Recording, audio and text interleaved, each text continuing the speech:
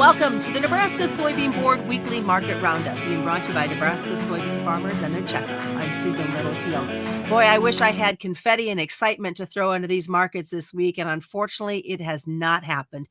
I think one of the most struggled weeks we have seen, and not only from a price perspective, I think from the mental perspective as well, as our producers, both from a grain and the livestock side, watch what's happening and they look at where they're going to be 3, 4, 6 months down the road. We're going to take a look at what's been happening, what Mother Nature has and has not been doing, and is there some possibility of new plant in the sense of getting rid of that wheat crop and looking for a second crop. Stick around, a whole lot's coming up on this week's episode. Imagine a future fueled by soy-based possibilities. A future where creativity and productivity live together under one roof. A future that takes you from point A to point B to point Z, all while ensuring brighter tomorrows for our next generation. A soy-based future? It's already here. And welcome back once again. As you can see, I am joined. I'm going to call these guys the A-team, as I did back in February when the two of them were on together with me. We have got Darren Frye with Water Street Advisors and Mike Zuzolo with Global Commodity Analytics. And I think to start out, gentlemen, we really have to hit up Mike. We're going to start with you because you live in wheat country. We just finished that Kansas wheat quality tour just the day before yesterday. And I think a lot of folks watching, especially on social media, as to how that crop really looks out there. Yeah, and I'm almost ashamed to say I'm in Northeast Kansas, Susan, and that's where we've been blessed with more rains, a lot more rains than the poor people in hard red wheat country. And you know what little wheat we have around here is looking really nice. There's no, I don't think, fear at all of any kind of abandonment.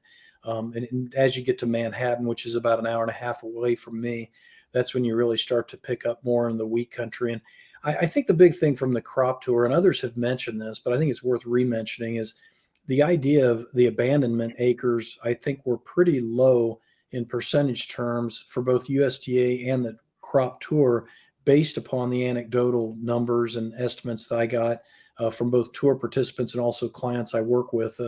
The tour number was 80, USDA was 81% harvested to planted on acreage base in their updated report. That's against a long-term average of well over 90%.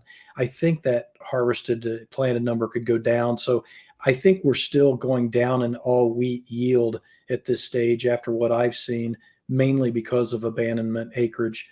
Either harvested acres or yield, I think, are going to go down and take that carryover down more. But the trade really didn't look at that much at all this week. It had plenty of other things to look at. So when we talk abandonment, are they going to go Milo, soybeans? What's the feel that you've been hearing from folks?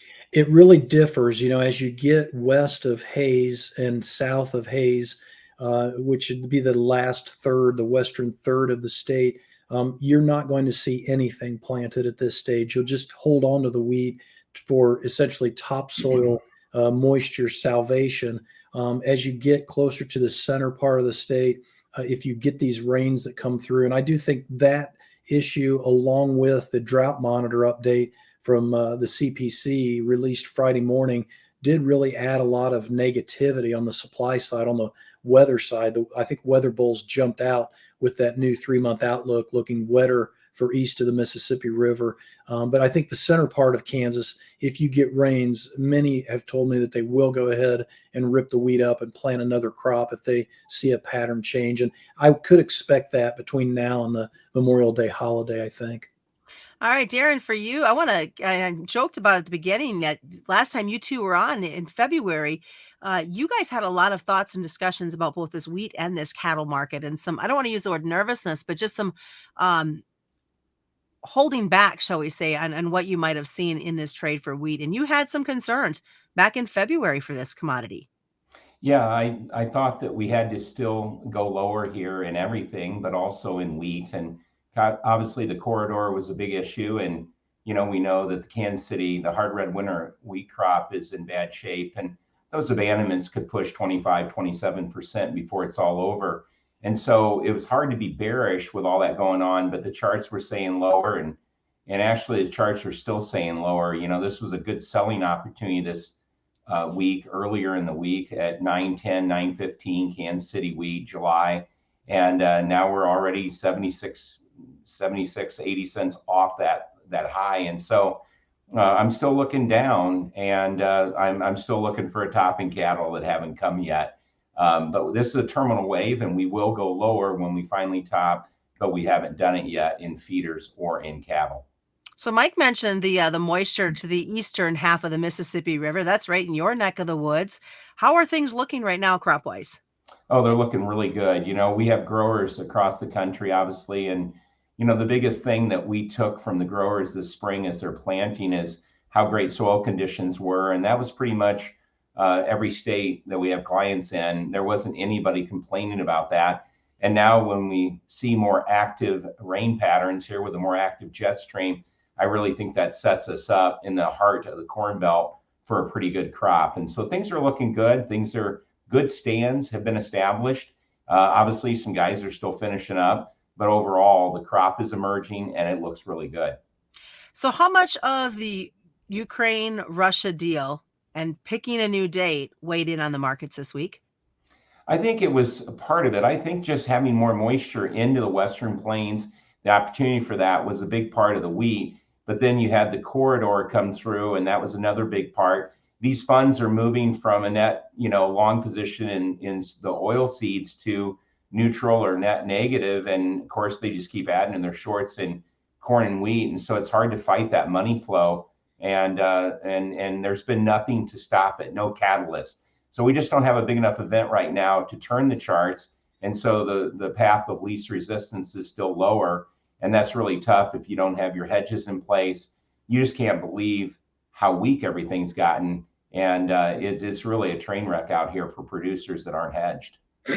Mike, could the dollar be a part of this as well as we see it move higher again? Yeah, I mean, we've priced in a debt deal. That's on shaky ground as of Friday afternoon. I think Darren brought up a pretty big point about the demand side of the equation. The biggest things that happened earlier this week for me, Susan, that made me nervous about being able to put a low in this market were the negative export inspections and then the negative export sales later in the week. And I think this demand bear that the funds are really in charge of, coupled with the export pace that we continue to see weaken even on lower prices, and that's in part due to the dollar. It also has to do with the new 6-month low in the Chinese offshore currency. And I really see that as one of the heart and souls of the demand negativity in this market, that funds see a weaker economy in China. If they see a weakening currency, then they don't see as much buying power, and they do not want to participate in even being, let alone being long, but then it makes them want to be more short, especially when the weather and the supply side doesn't perform adequately. I think a sleeper issue out there in the next 2 weeks, having said that, is the Brazilian second crop corn. What happens in Mato Grosso and Paraná, I think increasingly becomes more important, especially with these Chinese corn cancellations. Why would they cancel so much corn in the future now if we've got problems brewing in the biggest portion of Brazil's corn crop? So then, having said that, Darren, do you think China's really kind of keeping an eye on what's going on right now with this crop in Brazil, thinking, hey, we're going to be able to get some cheap stuff into fall? Well, I think they are eyeing everything. They're good marketing people, so risk management's their forte. And I would imagine if they're canceling stuff, they're messing with our markets to try to rebook cheaper down there.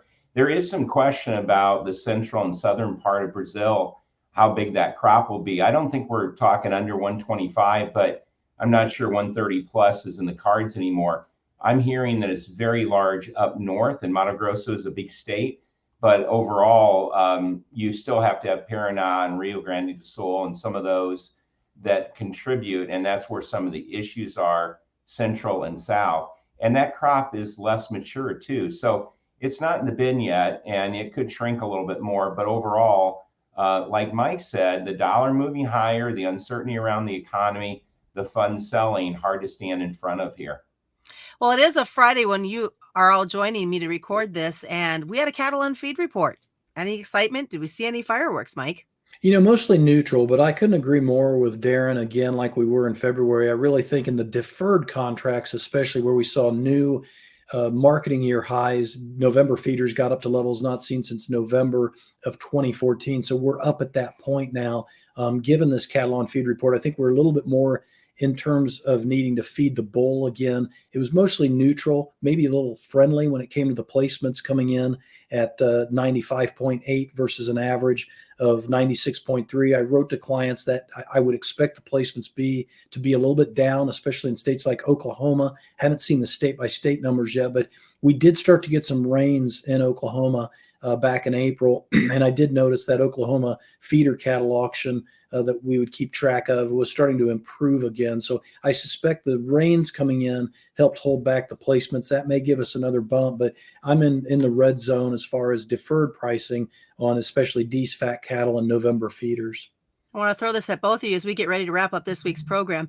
Mainstream media talking about could see some tight supplies of proteins, especially when we look at cattle coming into 2024. What do you think, Mike? I think it's very likely because of the bird flu now found in Brazil, and most importantly, the potential hog liquidation that we could see here in this country and in China based upon what the profitability is. Darren, for you. Yeah, I don't have anything to add to that. And the charts are showing that we get a break now, maybe in the late summer. Then you put in maybe a new high in feeder cattle, October timeframe, new highs in cattle, maybe into that fourth quarter, early first quarter of 24. So I'm looking for a pullback, but not a high for a long period of time. I still think a new high is possible, but down the road. All right, gentlemen, I think we all need to do our parts, get those grills going this weekend as we get ready to head into a holiday week. Sounds great. I'm with you, Susan. Just tell me where to be. All right, sounds good. Well, thanks to both of you for joining us this week. As we Thank always you. remind you, commodity futures and options do involve a substantial risk of loss not suitable to all investors. And that's been this week's Nebraska Soybean Board Weekly Market Roundup, being brought to you by Nebraska soybean farmers and their checkoff right here on the Rural Radio Network.